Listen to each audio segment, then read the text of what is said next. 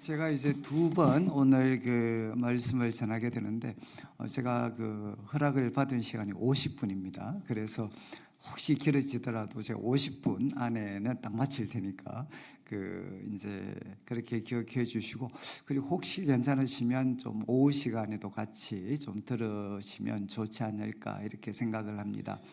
저는 이제 오늘 그 오전에 지금 이 시간에는 그리스도인은 이제 어떤 사람인가, 도대체 그리스도인은 누구인가 하는 질문에 대해서 이제 오늘 그 예수님께서 가르치신 말씀 중에 정말 유명한 말씀이죠. 이제 팔복의 말씀을 통해 좀 같이 나누려고 하고, 그리고 이제 오후 시간에는 우리 마태복음 7장 말씀인데 특별히 우리 교회와 관련해서 어떻게 하면 참 이 영광스러운 교회를 우리가 한 마음으로 좀 잘 세워갈 수 있을까. 그런데 이제 교회는 뭐 의견이 다를 수도 있고 또 각자의 성격이나 또 강조점이 다 다를 수도 있습니다. 그런데 이 다르다는 것이 싸우는 이유가 되지 않고 오히려 어떻게 하면 교회가 더 성숙하고 아름다운 그 공동체로 발전시킬 수 있는 그런 원동력이 될 수 있을까. 그래서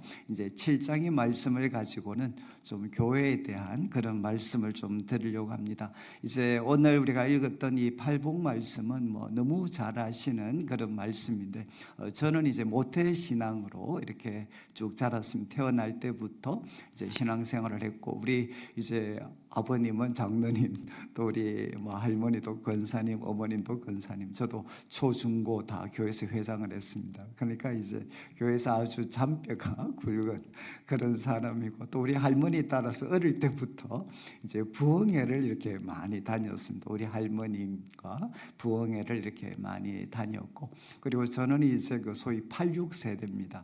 이제 60년대 출생을 해서 80년대 대학을 다닌 이제 86세대입니다. 왜 지금 제가 이렇게 말씀을 뭐 이렇게 나이에 대해서 말씀드리는가 하면, 이제 대구 지역은 이렇게 항상 뭐 여러 가지 이야기하다가 마지막 결론은 네 몇 살이고, 이게 이제 항상 이게 항상 결론입니다. 그래서 제가 이제는 그 뭐 저도 이제 환갑이 이제 뭐 넘었으니까 이제 그분들한테도 이제 조금 나이 들었습니다, 이런 어떤 그 마음으로, 그래 좀 제가 그렇게 이제 86세대 사람인데, 아마 여기 저보다 이제 연세가 높으신 분들도 그렇고 아마 비슷한 연배 분들도 많으실 것 같은데, 아마 다 이렇게 경험하신 거는, 우리가 청년 시절을 다닐 때만 해도 이제 청년 시절일 때는 우리 한국 교회는 세계 유례가 없을 만큼 놀라운 부흥과 성장을 경험한 그런 교회다. 우리 한국 교회는 이제 그렇게 다 자랑을 했습니다. 우리 한국 교회도 급성장을 했고, 그리고 또 특별히 청년들도 정말 놀랍게 부흥을 했고, 지금도 이제 세계 선교회에 있어서는 미국을 이어서 두 번째로 많은 선교사들을 보내고 있고, 또 정말 우리 한국 교회 뭐 성도님들, 선교사분들을 통해 정말 온 세계에 참 놀라운 그 하나님의 역사가 펼쳐지고 있다. 이것은 아무도 부인할 수가 없습니다. 그런데 이제 지금에 와서는 또 어떤 이야기를 하고 있느냐?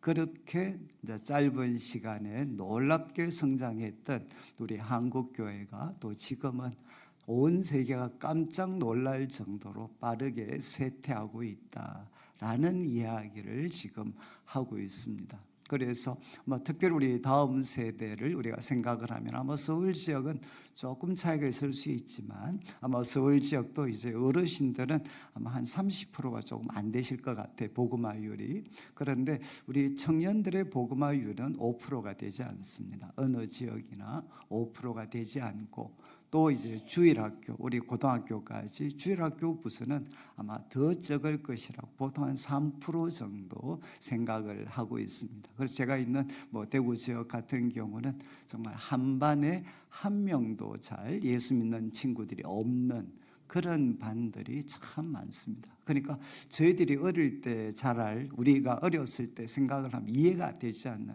그때는 한 반에도 교회 다니는 친구들이 참 적지 않았던 그런 때였는데, 지금은 우리 교회 이제 어린 아이들이 저한테 와서 정말 이런 이야기 자주 합니다. 목사님, 저희 반에는 저밖에 교회 다니는 친구가 없습니다. 그리고 얼마 전에 참 웃어졌죠. 참 이렇게 웃지만 가슴 아픈 기독교 유명한 그 사립학교들이 있습니다. 사립초등학교들이 있는데, 그 사립초등학교에서 어떤 친구가 이제 우리 교회 다니는 학생이 확인서를 하나 받으러 왔습니다. 내용이 뭔가 하면 주일날 출석하고 있다는 확인서를 하나 받으려고 왔어요. 그래서 왜 이걸 받아가냐? 그러니까 기독교 유명한 사립초등학교인데 정기적으로 예배 출석하고 있는 아이들이 극소수기 때문에 그 확인증을 가지고 가면 이제 굉장히 성적이나 아니면 여러 가지 혜택들이 많이 있다. 그래서 정말 그 기독교 유명 사립학교인데도 거기 오고 있는 학생들 중에도 주일에 정기적으로 교회 다니는 애가 거의 찾아보기 어려울 정도, 이 정도로 우리 다음 세대는 이렇게 참 그 복음화율이 떨어져 있습니다. 그러면서 이제 참 저도 대구 지역에서 많은 그 감투들도 쓰고 있고, 그런데 조금 정말 혼란스럽습니다. 혼란스러운, 왜 가장 놀랍게 성장했던 한국 교회가 이렇게 가장 놀랍게 또 빠른 속도로 참 쇠퇴하고 있는가? 그리고 아마 우리 성도님들은 신학교 사정을 잘 모르시겠지만, 우리 대부분 생각 있는 분들은 가장 큰 위기를 느끼는 것은 이제 신학교의 쇠퇴입니다. 그러니까 규모는 정말 커져가는지는 모르겠는데, 우리 과거에 이런 표현이 좀 그렇긴 한데, 정말 한 20년 전과는 지금 들어오는 신학교 신입생들의 그 수준이 정말 급격하게 추락을 하고 있습니다. 그래서 이제 과거에는 소위 이렇게 서울에도 또 지방 국립대나 서울에 내놓으라고 하는 학교에서 참 적지 않은 친구들이 왔었고, 또 이런 분들이 교수라든가 여러 영역들을 맡을 수 있는 자원들이 있었는데, 지금은 이제 신학교에서 인서울도 잘 찾을 수가 없는, 그리고 적지 않은 분들이 방통대를 이렇게 다닐 수도 있고, 그리고 이제 많은 분들의 나이가 지금 많이 올라가 있습니다. 정말 많이 올라가 있고, 그래서 지금 상황도 쉽지 않은데, 과연 앞으로 이 상황이 바뀔 수 있을 것인가 라는 것에 대해서 우리가 믿음이 없다고 표현하실 수도 있는데, 이제 많은 분들은 조금 비관적인 어떤 그런 하나의 그 정서들이 많이 있습니다. 그래서 저는 이제 다른 것보다도 이런 이야기를 성도님들한테 다 드릴 수는 없지만, 그러면서 한 가지 이제 혼란이 오는 게, 도대체 그리스도인은 참 누구인가? 예를 들면 저는 오랫동안 청년들을 이렇게 섬겼습니다. 청년들을 섬기면서 정말 교회에서 존경받는 그런 우리 교회, 예를 들면 장로님, 권사님들이 계시는데, 이제 교회에서는 다 존경을 받는데, 정작 그 가정의 이제 자녀들 입에서는 적지 않은 친구가 부모님들이 믿으시는 기독교는 저는 믿고 싶지 않습니다 라고 말하는 우리 젊은 친구들이 참 많이 있습니다. 그러니까 참 부인할 수 없는 사실은, 이제 한국 교회가, 우리 한국 교회 성도들이 우리 다음 세대에게는 정말 닮고 싶지 않는 그런 어떤 모습의 사람들로. 그래서 요즘은 참 여러분 아시겠지만, 이제 목사님이 이제 누구를 제일 못 믿겠습니까? 제가 목사인데 누구를 제일 못 믿을까요? 목사들은 목사들을 못 믿습니다. 그리고 우리 장로님들, 저도 노예나 많은 이렇게 지역을 좀 다니고 있는데, 장로님들도 장로님들 만나면 우리가 어떻게 장로님들을 믿을 수 있어? 라는 이야기를 우리 한 번씩 우스갯소리로 하고 있는, 아마 권사님들도 비슷하실 것 같습니다. 저는 이제 합의가 하나 깨트려진 것이, 과연 이것이 도대체 이제 한 시대를 거치면서 한국 교회가 너무 짧은 시간에 놀라운 경험을 우리가 부흥을 경험했기 때문에 거기에서 필연적으로 우리가 맛볼 수밖에 없었던 하나의 좀 부작용인가. 이제 그러면 방법이 있고, 아니면 또 하나 이제 기독교 자체가 원래 그런 것인가. 기독교는 가난하고 헐벗은 지역에는 놀라운 그런 하나의 영향력을 발휘할 수 있지만, 이제 부유해지고 또 지식이 지배하는 사회가 되면 결국은 외면될 수밖에 없는 하나의 그런 것이 원래 기독교가 원래 그런 것인가. 그리고 요즘 이제 또 교회도 여러분 뭐 정치적으로도 참 이렇게 극우 쪽도 가면 기독교, 극우, 극좌 양쪽 다 참 우리 목사님들과 관련된 분들이 정말 많이 있습니다. 그래서 이게 참 이렇게 혼란스러운 거죠. 저는 이제 모태신앙으로 이렇게 자라서 이제 서울로 대학을 이렇게 왔고, 그때는 한참 뭐 데모를 많이 할 때였으니까 정말 제 마음에는 야, 이제 오늘 내가 데모를 또 가두 시위를 나가게 돼서 만에 하나 붙잡히게 되면 그러면 그때는 강집인데 군대를 가야 되고 내 인생이 어떻게 바뀔지 모르는. 그래서 그때는 대학교 1학년 20살짜리였는데 내가 내일 어떤 행동을 하느냐에 따라서 내 인생의 미래가 송두리째 달라질 수 있다라는 그런 두려움들, 그렇지만 뭔가 역사에 책임을 다해야 된다는 그런 그 갈등 속에서 매일매일을 사실은 보내야만 했습니다. 그러면서 이제 저는 내가 믿는 기독교는 나에게 무엇을 가르치나, 난 매 순간마다 엄숙한 선택을 해야 되는데 내가 믿는 기독교는 나에게 무엇을 가르치나. 다른 말로 하면서 전국 성경고사 대회에 나가서 1등 했었거든요. 그런데 내가 도대체 교회에서 배운 것 중에 써먹을 수 있는 게 뭔가?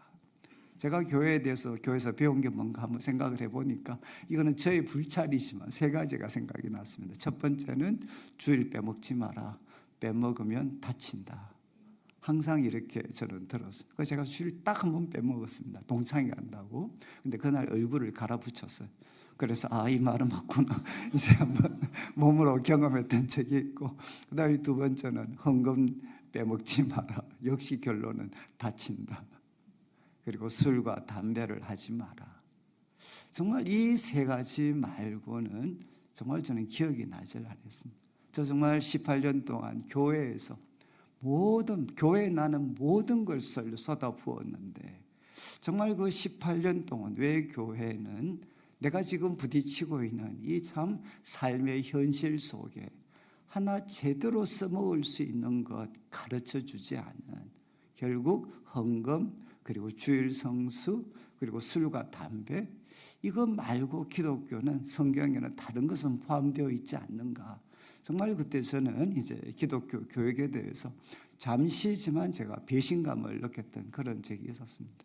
그런데 그때 이제 너무 혼란스러워요. 학교만 가면 데모를 하고 불을 지르고 애들은 피투성이에 대해서 끌려가고 매일 내가 참 이 집회에 참석을 해야 되나 말아야 되나 막, 또 부모님들은 정말 저에게 모든 것을 걸고 계셨고 도대체 나는 어떻게 해야 되나. 그런데 그때 너무 혼란스러워서 있었는데 우리 학교 기숙사에 우리 선배가 한 분 계셨는데 그 선배한테 제가 한번 다짜고짜 질문했습니다. 형님, 내가 다른 거는 모르겠는데 좀 한번 제가 질문 하나 드릴 테니까 좀 답을 해 주십시오. 그러면서 그 선배한테 형님, 제가 그리스도인으로서 예수 믿는 사람으로서 저희 시대 고전적인 질문이 데모를 해야 됩니까? 말아야 됩니까?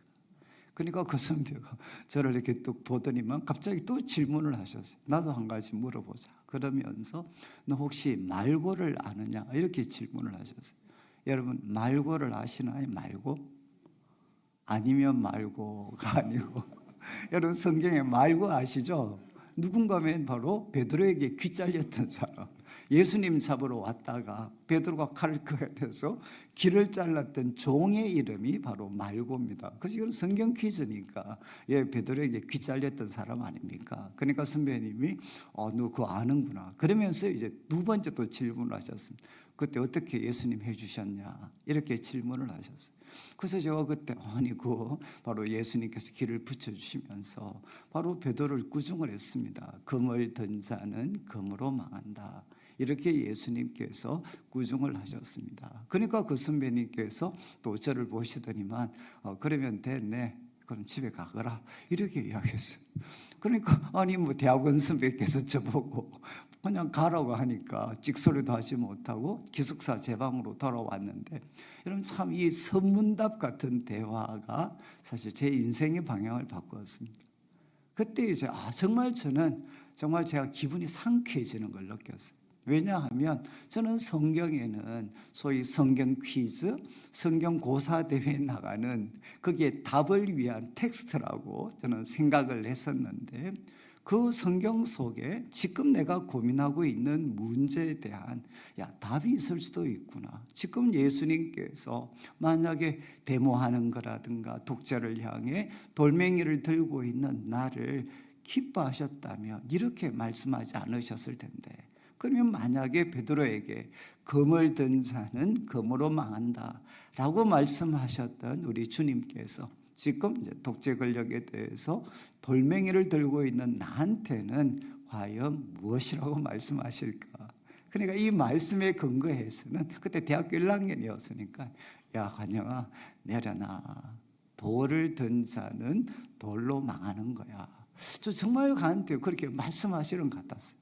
그래서 저는 그때 이 성경에 내가 고민하고 있는 문제에 대해서 답이 있을 수도 있구나. 그래서 내가 지금 길을 찾지 못하는 것은, 기독교와 성경에서 길을 찾지 못하는 것은 바로 성경 속에 답이 없어서가 아니라 내가 알지 못하기 때문이구나 라는 것을 저는 이제 느끼게 됐습니다. 그래서 그날 기숙사 제 방에 가서 이제 일종의 세리머니를 했죠. 성경책을 딱 펴놓고 불 끄고 이제 기도를 했습니다. 하나님, 내가 이제부터는 정말 성경에 한번 철저히 세뇌를 당해 보겠습니다. 철저히 한번 세뇌 당해 볼 테니까 성경이 진리라면, 그리고 하나님이 살아계신다면 하나님 참 제 인생을 한번 책임져 주십시오. 그리고 이제 그때부터 저는 정말 미친 듯이 이렇게 어쩌면 성경을 봤습니다. 성경을. 그런데 그때 성경을 보면서 가졌던 저한테 제일 큰 질문, 앞에서 말씀드린 것처럼 도대체 그리스도인은 누구인가? 여러분, 예수님을 바로 주인으로 모신 사람, 우리는 답을 알고 있습니다. 그분을 바로 십자가에 펴려 죽으셔서 저의 모든 죄를 용서해 주셨고 3일 만에 부활하셔서 새로운 생명을 주신 바로 그분이 유일하신 하나님의 아들이시고 구세주인 것은 알겠는데, 도대체 이 예수님을 믿고 따르는 사람은 바로 삶 속에서 어떤 모습을 가진 사람으로 나타날 수 있는가? 이것에 대해서 저는 참 답을 찾기가 쉽지 않았습니다. 그런데 오늘 읽었던 이 팔복에 대한 말씀, 저는 오랫동안 팔복을 뭐라고 생각했느냐? 바로 8가지 종류의 복이 있는 사람이라고 저는 생각을 했습니다. 그래서 여러분, 화장실에 가면 무엇이 붙어 있죠? 청결한 자는, 마음이 청결한 자는 복이 있나니 하나님을 볼 것이, 화장실 가면 저로 붙어 있고요. 그리고 또 여러분, 싸우는 곳에 가면 또 뭐가 붙어 있습니까? 화평케 하는 자는 복이 있나니 하나님의 아들이라 일컬음을 받을 것이다. 그리고 부동산 하시는 집에 가면 또 뭐가 붙어 있을까요? 온유한 자는 복이 있나니, 강조점은 그가 땅을 기업으로 차지할 것이다. 그래서 저는 오랫동안 이 복 있는 사람의 8가지 종류가 이 팔복인 줄로 생각을 했습니다. 그런데 제가 이제 신학에 대해서 조금씩 공부를 하면서 바로 예수님이 주신 이 팔복의 말씀은 예수님을 따르는 제자, 예수님을 따르는 제자, 그들이 도대체 누구인가? 예수님을 따르는 제자, 우리가 그냥 편의상 그리스도인이라고 생각을 한다면 그리스도인은 도대체 누구인가? 그리스도인이 가진 바로 8가지의 모습을 예수님은 설명해 주신 것이다 라는 것, 이거는 학자들이 다 동의를 하는 내용입니다. 저는 이것을 발견하고 내가 그렇게 찾았고 헤맸던 것이 바로 여기 있구나. 내가 어떤 상황, 어떤 상황을 맞이하더라도 내가 그리스도인으로 살아가려면 내가 이 8가지 모습을 지키면 되겠구나. 여러분이 이제 잘 아시겠지만 첫 번째, 이 8가지 복은 다 감탄문입니다. 감탄문. 시작할 때 복되도다. 이제 영이 가난한 사람이요. 여러분 성경에서 영은 존재의 중심인데 하나님과 관련을 맺는 곳입니다. 우리 존재 중에 하나님과 관련을 맺는 이제 우리 존재의 중심입니다. 그런데 그 영이 가난한 사람이요. 영이 가난한 사람이요. 그리고 이유를 설명합니다. 왜냐하면 바로 천국은 그들의 것이다. 이렇게 예수님께서 말씀을 하셨습니다. 저는 그냥 2가지로 정리를 합니다. 영이 가난하다는 것은 무엇인가? 첫 번째는 여러분, 우리는 인간은 창조주가 아니고 피조물입니다. 이게 굉장히 중요합니다. 인간은 누구냐? 창조주가 아니고 피조물이라는 것을 바로 인정하고 받아들이는 자가 바로 영이 가난한 사람이죠.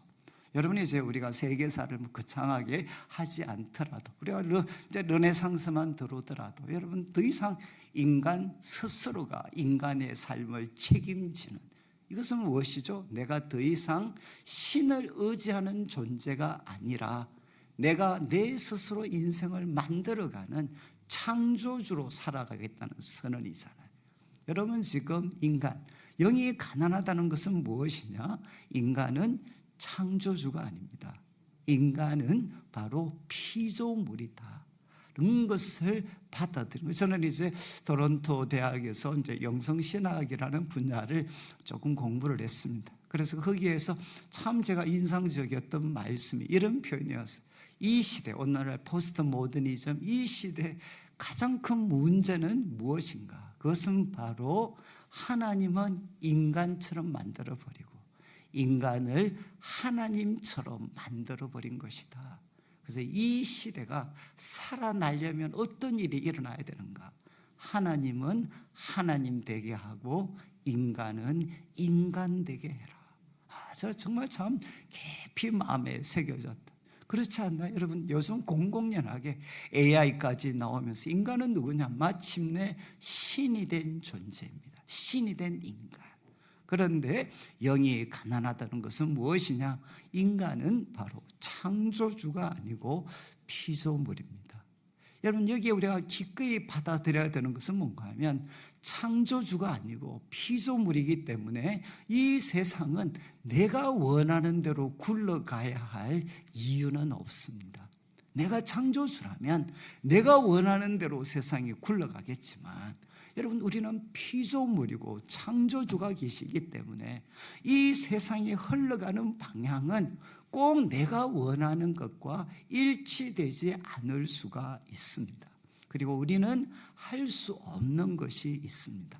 인간은 피조물이기 때문에 유한하고 그리고 연약하고 그리고 한계가 있는 존재다라는 것을 받아들이는 것이 무엇이냐? 바로 영이 가난하다는 거죠.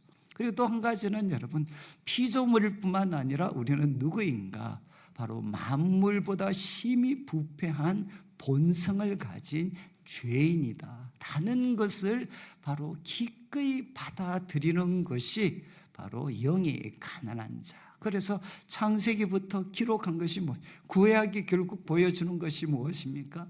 그 아름다운 하나님의 형상으로 만들어진 존재 인간이 왜 이런 어떤 참 비극의 주인공이 되었는가? 거기에는 바로 죄라는 것이 있고 율법이 있고 선지자가 있고 예배가 있었지만 그럼에도 불구하고 여러분 이 인간은 죄를 이기지를 못했죠. 그만큼 인간은 바로 깊이 바로 부패해 있는 존재다.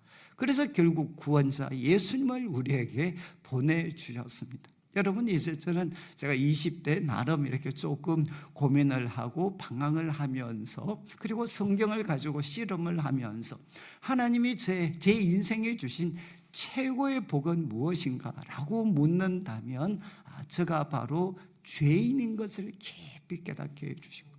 정말 저도 이제 성경을 가지고 바르게 살려고 참 몸부림을 쳐봤는데, 그런 몸부림을 치는 저 속에 더 강력한 세력, 죄가 있다는 것을 저는 정말 뼈저리게 경험할 수가 있었습니다. 그는 예수님을 믿고 난 지금도, 여러분 예외는 아니죠. 지금도 내 속에는 여전히 주님 앞에 설 때까지 우리들 속에는 죄의 강력한 도전이 있습니다. 여러분, 이제 우리는 누구인가? 바로 죄인인 것을 인정하는 사람.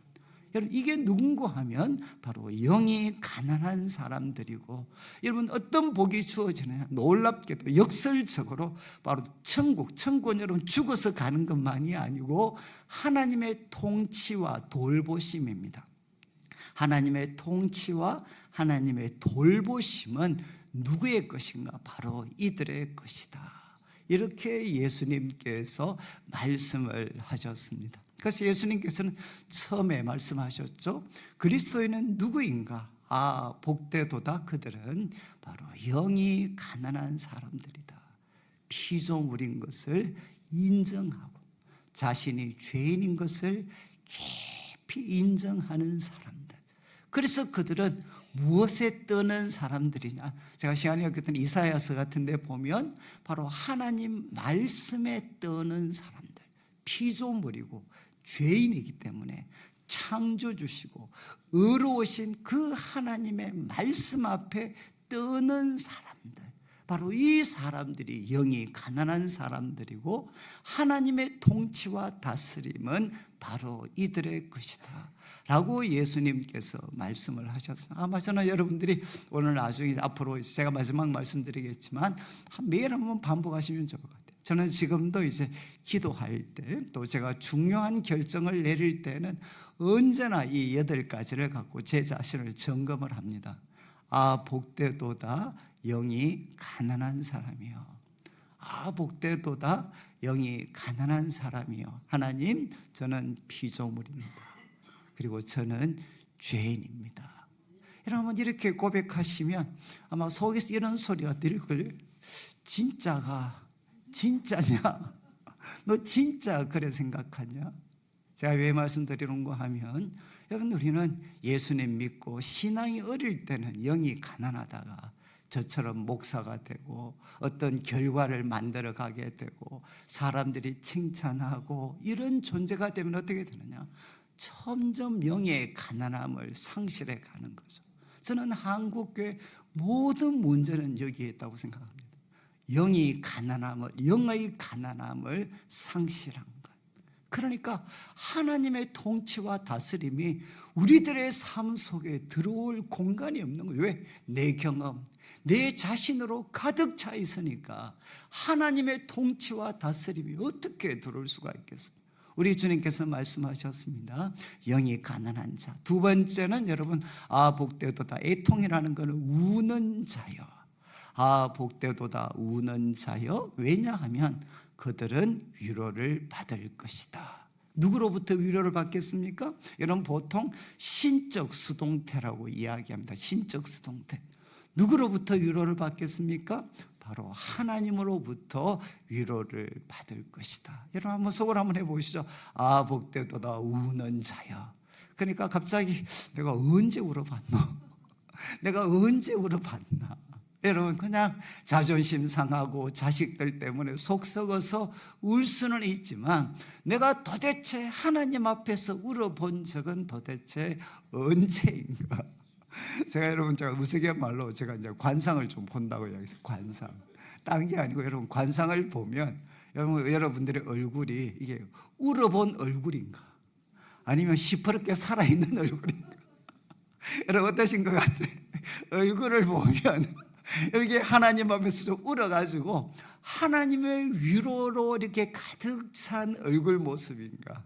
아니면 그냥 이 야채가 시퍼렇게 살아있는 것처럼 소금도 안 쳐져가지고 시퍼렇게 살아있는 그런 얼굴인가. 여러분, 저는 어렸을 때 제가 있었던 그 교회, 우리 할머니 이런 분들이 참 같이 기도하셨던 교회는 어떤 곳인가. 딱 교회는, 옛날의 교회는, 한국 교회는 우는 곳이었어요. 한 맺힌 사람들이, 삶의 길이 없고 방법이 없는 사람들이, 여러분 그때는 교회는 어떤 곳이었느냐, 그냥 우는 곳이었다니까. 가면 뭐 모두가 다 울고 계셨어요. 울고 계셨어요. 여러분, 그래서 그들에게는 무엇이 있었나? 여러분, 하나님의 위로가 있었습니다. 그러니까 여러분, 죄송한데 옛날 목사님과 지금 목사님 한번 비교해 보시죠. 누가 설교 잘하겠습니까? 누가 여러분 더 훌륭하시겠어요? 옛날보다는 지금이 훨씬 더 훌륭하시죠. 왜냐하면 배우기도 훨씬 많이 배웠고 인격적으로도 더 다듬어졌고. 그런데도 그때는 우리 성도님들이 다 목사님 존경하고 존중했어요. 이유가 무엇이죠? 마음에 하나님의 위로가 있었기 때문에 그 위로로 우리는 교회를 섬겼지, 사람들이 어떻다라는 것 때문에 우리는 그렇게 크게 영향받지 않았습니다. 여러분, 바로 그리스도인은 누구인가? 아, 복되도다 우는 자요. 정말 다시 저는 한국 교회가 이렇게 살아나려면 여러분, 하나님 앞에서 우는 자들이 되셔야 되는 거죠. 아니, 가난한데, 영이 가난하면 당연히 우는 거죠. 울어서 그들에게 무엇을 가진 사람? 우리 그리스도인들은 하나님의 위로를 가진 사람이다. 그리고 여러분, 세 번째는 아, 복되도다, 바로 온유한 자야. 그리고 이유는 그가 바로 땅을 기업으로 차지할 것이다. 여러분, 참 이 온유하다라는 표현이 그냥 쉽게 표현하면 잘 다듬어졌다는 것입니다. 하나님 앞에 잘 다듬어진 사람. 여러분, 이렇게 야생마 한번 생각해 보시면 출중한 야생마라도 통제가 안 되니까 여러분, 그 사람 타면 어떻게 되겠습니까? 다치죠. 그런데 그 야생마가 잘 길들여지면 어떻게 됩니까? 그건 명마가 되는 겁니다. 명마가 되는 거.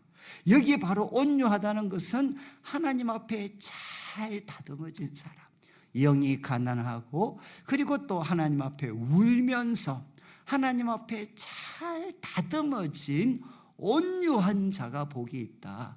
그가 바로 땅을 기업으로 차지한다. 이것은 무엇이겠습니까?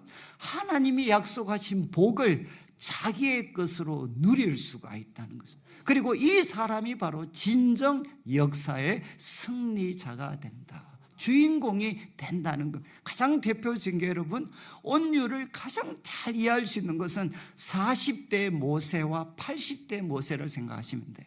여러분, 40대 모세는 바로의 공주의 아들이었습니다. 그리고 애굽의 모든 문물에 그는 능통했습니다. 최고의 스펙을 가졌고 최고의 신분을 가졌습니다. 그리고 그 마음에는 하나님과 하나님의 백성을 사랑하는 마음까지도 있었습니다. 그래서 바로 이스라엘 백성이 고통받는 것 보고 그 견디지를 못했잖아요. 그래서 그는 어떤 행동을 합니까? 바로 애굽 사람을 죽여버리잖아요. 바로 이 선택을 했죠. 그래서 결국 어떻게 되느냐, 나중에 그것이 노출이 돼가지고 결국은 이 모세는 망명을 떠나게 돼. 이게 바로 온유하지 못한 거죠. 여러분, 바로의 공주의 아들, 그리고 또 정말 애굽의 모든 최고의 스펙을 가졌고 하나님을 사랑하고 하나님의 백성을 사랑하고 그런 마음이 있었지만 온유하지 못했기 때문에 한 사람 죽이고 결국은 도망가서 40년을 망명 생활을 하게 되잖아요. 그런데 여러분, 80대 모세는 어떻습니까? 그냥 정말 처가살이 하는 사람이잖아요. 정말 처가의 그 장인의 그 양을 치는, 어떻게 보면 이제는 40년 세월을 거치면서 모세는 자기가 무엇을 할 수 있는 사람이라고는 전혀 기대할 수 없는. 그런데 하나님은 여러분, 몇 세의 모세를 사용하셨는가? 바로 80대 모세를 사용하신 거죠.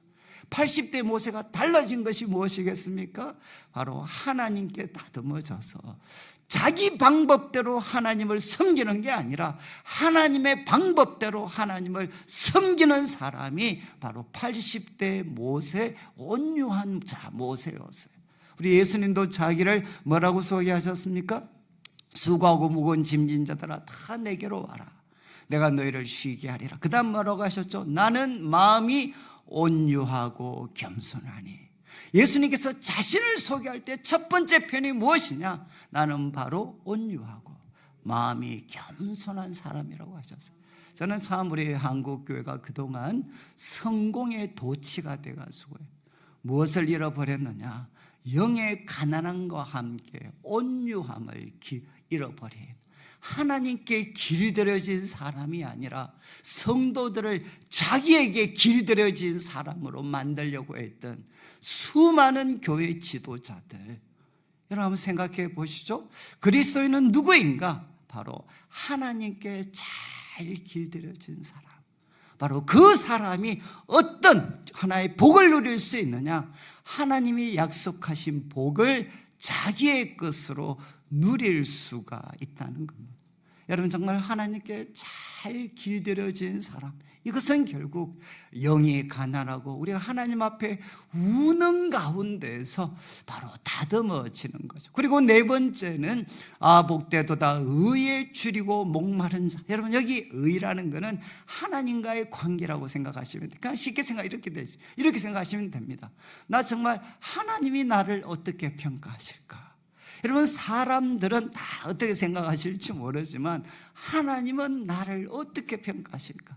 여러분 제가 고등학교 3학년 때 이제 야간 자습 후반기가니까 너무 지긋지긋해가지고 그날 프로야구 이렇게 삼성이 이제 아주 중요한 게임도 있고 이래가지고 야간 자습을 제가 째고 이제 친구 2명을 꼬셔가지고 프로야구를 보고 왔어요. 프로야구를 보고 왔는데 선생님한테 이게 발각이 돼가지고 저하고 같이 갔던 친구 2명은 이리 나와, 어제 야간 자습 째고 갔던 놈들, 그러면서 2명은 직사게 맞았어요. 직사게. 그리고 이제 제가 주동이잖아요. 이제 제 차례가 됐어요. 나와 이래가지고 갔어요. 근데 저한테 목사님, 그때 우리 선생님이 저보고 뭐라고 하신 줄 아십니까? 제가 얼마나 맞았겠어요. 근데 그때 선생님이 저보고 뭐라고 하셨느냐? 야 관영아, 공부는 쉬면서 하는 거야. 들어가 봐. 저 면제 받았어요. 왜 그랬을까요? 저 그때 전교에서 1등을 했거든요. 제가 왜 이 말씀 드리느냐? 여러분 분명히 나쁜 놈은 제가 나쁜 놈이잖아요. 제가 다 꼬셔가지고 죄를 지었는데 사람들한테 맡기는 누가 맞았나? 저한테 끌려갔는데 맞았는데 결국 걔들은 맞고 저는 안 맞았어요. 왜? 저는 성적이 좋고 걔들은 성적이 안 좋았거든요. 제가 그때 참 느낀 게 뭔가 하면 사람의 판단은 정확하지 않아요. 여러분 지금 아무리 주위에서 사람들이 우리 보고 천사 같다고 한데, 사람 여러분 혹시 여러분 보고 우리 권사님 보고 아이고 권사님 천국 천사 같습니다. 그러면 속으로 뭐라고 생각하십니까? 네가 뭘 안다고 지금. 그 다음에 또 더 고슴 치는 분은 누구시죠? 그 옆에 있는 남편은 살아봐라야 천사인가. 제가 말씀드리고 싶은 거는 뭔가 하면 결국 우리가 한국교회가 가장 좋아하는 표현 중에 하나가 코람데오입니다. 하나님 앞에서 정말 말만 잘하죠. 말만. 여러분 정말 우리가 내 인생에 대해서 하나님은 나를 어떻게 평가하실까? 여기에 줄이고 목마른 자가 복이 있다는 거예요. 여러분 사람들의 평가는 이 사람들이 뭘 알아요? 일주일에 내가 어떻게 살았는지, 내가 혼자 있을 때 뭐 하는지, 주위 있는 사람들이 뭘 압니까? 그 사람들의 평가와 판단은 뭐 고려할 수는 있겠지만 격정적이지는 않습니다. 중요한 것은 무엇이죠? 불꽃 같은 눈동자로 모든 것을 보고 판단하고 계시는 그 의로우신 하나님은 나를 향해 무엇이라고 판단할까? 여러분 마르틴 루터가 수사가 되기로 결심하고 수도원에 들어갔습니다. 그래서 모든 소위 말해서 도덕적인 죄로부터 자신을 깨끗하게 했어요. 그리고 밤에 하나님 앞에 나아가서 내가 이 정도 살았으면 하나님이 나를 기뻐하실 거야 라고 생각했는데, 하나님 앞에 서니까 뭐 어떻습니까? 그 도덕적 행위 속에 감추어졌던 자신의 시기와 온갖 악한 생각들이 다 드러나는 거죠. 하나님 분노하고 계셨어요. 여러분 참 루터의 고민이었죠. 어떻게 하면, 내가 어떻게 하면 나를 향해 한번 웃고 계시는 하나님의 얼굴을 한번 볼 수 있을까? 이해하시겠습니까? 어떻게 하면 내 행동뿐만 아니라 내 마음까지도 하나님으로부터 의롭다 하심을 받아가지고 나를 향해 한번 웃어주시는 하나님의 얼굴을 한번 볼 수 있을까? 루트는 끝까지 좌절했습니다. 그러다가 그가 성경을 연구했고 시편을 연구하고 그 다음에 로마서를 연구했어요. 그러면서 유명한 시대를 바꾸는 말씀이죠. 로마서 1장 17절 말씀. 여러분, 바로 1장 16절은 내가 복음을 부끄러워하지 않는데 복음은 하나님의 능력이다. 17절은 복음에는 무엇이 나타나 있나? 무엇이 나타나 있습니까? 복음에는 하나님의 의가 나타나서 여러분 믿음으로 말미암아 믿음에 이르게 하는데 기록된 바 오직 의인은 믿음으로 말미암아 살리라. 이런 이 구절 앞에서 루터가 유명한 질문을 던집니다. 그 질문이 뭔가 하면 복음에는 하나님의 의가 나타나 있다고 하는데 이 하나님의 의는 잘 들으시죠? 능동적인 의로움인가 수동적인 의로움인가? 능동적인 의로움은 무엇입니까? 내가 성취해야 될 의로움, 내가 노력해서 성취해야 될 그 의의 기준이 복음에 나타나 있는 건가? 능동적인 의로움인가? 아니면 수동적인 의로움인가? 이것은 나한테 더딥혀지는 것인가? 내가 노력해서 얻는 하나님의 의를 이야기하는 건가? 아니면 나한테 더하여지는, 더하여 덧붙여지는 이 의로움을 이야기하는 것인가? 여러분, 루터가 그 질문을 가지고 로마서를 연구했고 결론은 무엇입니까? 복음에 나타나 있는 하나님의 의로움은 노력해서 얻는 것이 아니라 예수 그리스도를 믿음으로 말미암아 나에게 은혜로 주어지는 은혜구나, 바로 수동적인 의로움이구나 하는 것을 바로 루터가 알게 되고, 그래서 무엇을 이야기합니까? 바로 오직 의인은 바로 믿음으로 살게 된다. 여러분 한번 보시죠. 지금 예수님께서 말씀하셨잖아요. 바로 복되도다 의에 줄이고 목마른 자 그들은 어떻게 되나? 배부르게 될 것이라는 것. 여러분, 예수 그리스도를 믿음으로 말미암아 바로 그는 이 하나님에 대한 하나님의부터 주어지는 의를 배부르게 경험하게 될 것이다. 저는 여러분 이제 고등학교 때까지 이렇게 저는 원래 그 전공은 저는 물리학이었습니다. 물리학이었는데 그래서 저는 이제 소위 이 어떤 그 제가 하나 정말 집도 어렵고 다 그랬지만 하나님이 저한테 주신 이제 은혜가 제가 이제 성적이 좀 좋아서 제가 이제 서울대 물리학과를 들어갔습니다. 그래서 우리 모교회에서는 제가 처음 이제 회장도 하면서 제가 교회에 이제 서울대를 들어갔어요. 그러니까 참 저는 이제 저도 동네에서는 천재였습니다. 천재. 그랬는데 이제 서울에 올라와서 소위 80년대 매일 데모를 했어요. 데모를 하다 보니까 저희 과에 그때 전국 1등, 2등이 저희 과에 다 있었어요. 근데 이 친구들이 아무도 졸업을 못했습니다. 데모하다 다 잘렸어요. 그런데 여러분 한번 생각해 보시죠.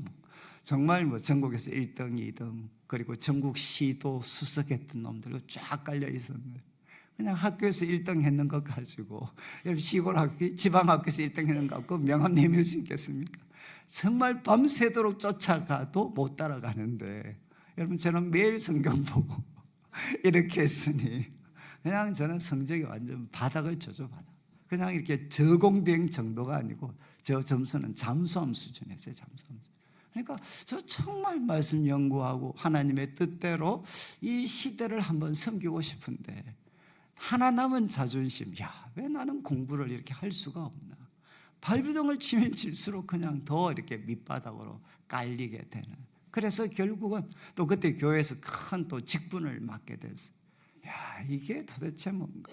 나 정말 하나님 성경만 보면 하늘을 날아다니는데 난 왜 성적은 밑바닥을 치고 있나? 그리고 이제 우리 부모님 정말 생각하면 막 가슴이 무너질 것 같고, 그리고 또 정말 교회 친구들 나 그렇게 사랑하지만 내 성적표 보면 그들이 뭐라고 생각을 할까? 그러면서 저는 이제 소위 요즘을 하면 우울증이죠. 그냥 이제 더 이상 살 수 있는 의욕이 사라져버려. 나 외에는 무슨 덩어리인가? 나 세상 바꾸고 싶어서, 그리고 교회를 더 잘 섬기고 싶어서 이렇게 말씀을 헌신을 하고 후배들 말씀 가르치는 일에 그렇게 헌신했는데 왜 내 성적은 이 모양인가? 이걸 왜 바꿀 수 없나? 저 정말 이렇게, 그래서 이제 완전 거의 폐인처럼 그렇게 살았습니다. 근데 그때 정말 주님께서 저한테 딱 찾아오셔서, 제가 완전히 이렇게 절망하고 있어서 찾아오셔서 하나님 딱 한마디 말씀을 해주셨습니다. 야 관영아, 나는 너희 부모가 네 진짜 모습을 알면 너 내 아들 아니다. 너희 부모님은 그렇게 이야기할 거다. 그리고 너 진짜 모습 교회 친구들 선배들이 알면, 야 내가 아는 관영이 모습은 저게 아니야. 그들이 다 모른다고 할 거다. 그런데 나는 너를 부끄러워하지 않는다. 나는 너를 부끄러워하지 않는다. 하나님이 너무나도 생생하게 말씀을 해주셨어요. 세상보다 더 큰 모순이 내 속에 있는데 그런 나를 하나님은 부끄러워하시지 않는다. 저는 그때 이제 정말 천국이 저한테 열렸습니다. 그리고 예수님과 하나님과 저 사이를 막고 있는 그 두꺼운 벽이 다 무너지고 이제 하나님과 생생한 정말 사랑의 교제를 나누게 됐습니다. 제 인생을 바꾼 말씀이죠. 나는 너를 부끄러워하지 않는다. 그런데 여러분, 이제 이 약효가 하루밖에 안 가더라고요. 하루 지나고 나니까 약효가 다 떨어지고 갑자기 이제 마음에 온갖 질문이 다 생겨. 어떤 질문이냐? 야, 너 어제, 여러분 과거 우리 운동권 애들이 종교는 뭐라고 했죠? 민중의 아편이라고 이야기했어요. 야, 너 뽕 맞은 거야, 뽕 맞은 거. 생각해봐. 야, 하나님은 의로우신 분이시고 그분은 불꽃 같은 눈동자를 가지신 분인데 너의 모든 것을 알고 계시고 그분은 절대적으로 의로우신 분이신데 너 같은 모순 덩어리를 어떻게 부끄러워하지 않을 수 있냐? 이거는 논리적으로 말이 안 돼. 뽕 맞은 거야, 뽕 맞은 거. 정말 제가 그때 혼란스러웠어요. 그래서 제가 하나님께 기도를 드려서, 하나님, 사랑의 눈이 머셔서 바로 거룩과 의를 포기하셨습니까? 어떻게 의로우신 하나님, 불꽃 같은 눈동자로 제 모든 것을 알고 계시는 하나님께서 바로 저를 부끄러워하시지 않을 수 있습니까? 그때 하나님께서 제 인생을 바꾼 또 한 가지 말씀을 해주셨어요. 야 임마, 그것도 모르냐, 바보 같은 놈아. 그러면서 하신 말씀이, 나는 너를 볼 때 그리스도를 통해서 보고 있다. 딱 한마디 말씀을 하셨어요. 나는 너를 볼 때 그리스도를 통해서 보고 있다. 이게 무슨 말씀이죠? 여러분, 바로 나는 누구냐? 야, 너는 그리스도 안에 있는 자야. 하나님께서 너는 그리스도 안에 있는 자야. 여러분, 하나님이 저를 보시는데 저는 누구냐? 저 모순 덩어리이지만 이 모순 덩어리인 저를 예수님이 바로 덮고 계셨어요. 여러분, 바로 바울이 복음서에서 가장 많이 반복했던 말이 그리스도 안에서, 그리스도 안에서. 나 예수님 믿고 나 예수님 안에 있는 사람이 되었습니다. 나 예수님 안에 있습니다. 그러니까 하나님이 저를 보시면 저는 모순 덩어리이지만 항상 누구를 통과해야 되나? 예수님을 통과해야 되니까. 여러분, 바로 하나님이 저를 보시면 누구밖에 안 보이는가? 저를 둘러싸고 계시는 예수님밖에 안 보여요. 그래서 저를 둘러싸고 계신 예수님 때문에 하나님은 저를 부끄러워하지 않는다. 너는 예수님처럼 내 사랑하는 아들이고 나 참 너를 기뻐하고 너는 의로운 자다. 그때 예수님께서 저한테 생생하게 말씀해 주셨고, 저는 평생 교회를 다녔지만 그때 예수님의 십자가, 또 예수님의 십자가가 나와 무슨 상관이 있나?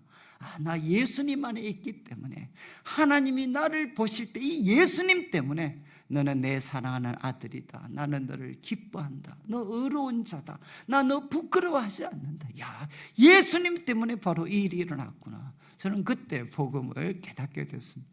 근데 그 후에도 여러분, 정말 수많은 실패를 경험을 했습니다. 그래서 한 번씩은 기도할 때, 하나님, 내가 이 모습인데도 부끄럽지 않습니까?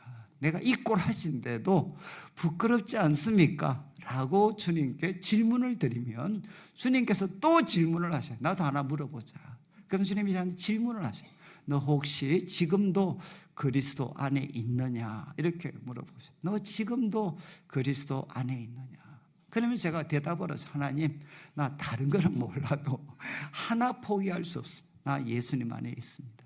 내가 정말 엉망이라 할지라도, 내가 못 견딜 정도로 이렇게 실패, 연약한 존재라 하더라도 나 예수님 믿고 예수님 안에 있습니다. 그러면 주님께서 저한테 생생하게 교훈해 주셨어요. 나는 바로 그리스도 안에 있는 너를 부끄러워하지 않아.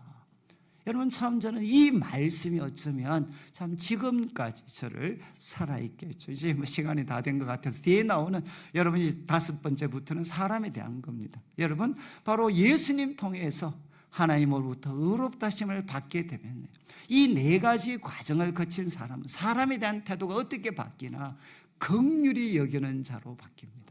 여러분, 이건 저한테 일어난 또 하나의 기적이어서 저는 사람을 누구도 사랑하거나 긍휼히 여기지 못했습니다. 왜? 저 한국교회, 한국교육의 피해자죠.